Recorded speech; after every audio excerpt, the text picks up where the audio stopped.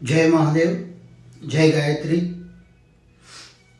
2026ના વર્ષમાં વૃષભ રાશિ, તો વૃષભ રાશિવાળા જાતકોનું આ વર્ષ કેવું જવાનું છે અને કયા ગ્રહોના પરિવર્તન થવાના છે એ વિશે થોડું જાણશું।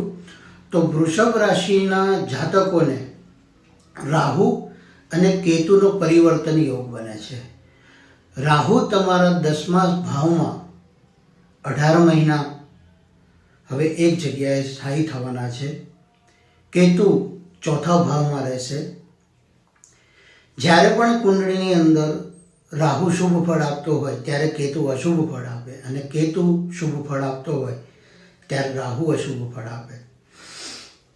તો આ વર્ષ દરમિયાન આપને થોડી મહેનત અને મહેનતના પ્રમાણમાં સફળતા ઓછી મળી શકે છે, પણ એવું નથી કે સફળતા નહીં મળે। માટે કેતુ ચોથા ભાવમાં છે, તેથી તે સંભાળવું અને કેતુના ઉપાય કરવા।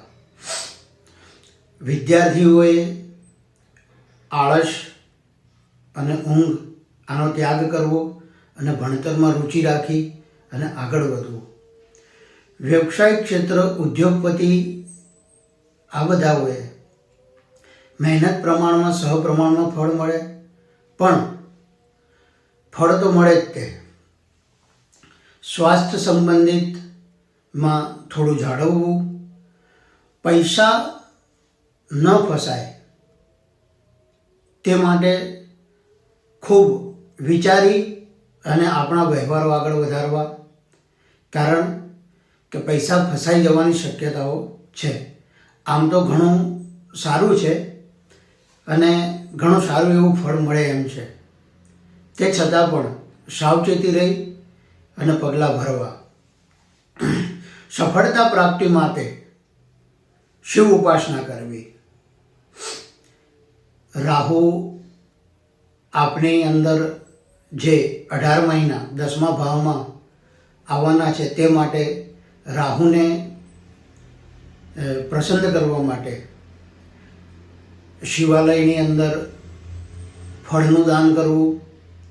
દરિદ્ર નારાયણ કહેતા, જે મંદિરની બહાર નારાયણ હોય દરિદ્ર, એ દરિદ્રોને જમવાનું આપવું, અને જમવાની અંદર બની શકે તો મગ આપવા એ અતિ ઉત્તમ ગણાય છે। વૃષભ રાશિ એકંદરે આ વર્ષની અંદર સફળતા મેળવે એમ છે, પણ એને શિવ ઉપાસના અને શિવ પ્રાર્થના આ અવશ્ય કરવી જોઈએ, તો ધાર્યા એવા સમાનમાં ફળ મળે એમ છે। એકંદરે વૃષભ રાશિ માટે આ વર્ષ સારું છે, પણ મહેનત માગી લેશે, મહેનત કરવામાં પાછા પાની કરવી નહીં। જય મહાદેવ, જય ગાયત્રી।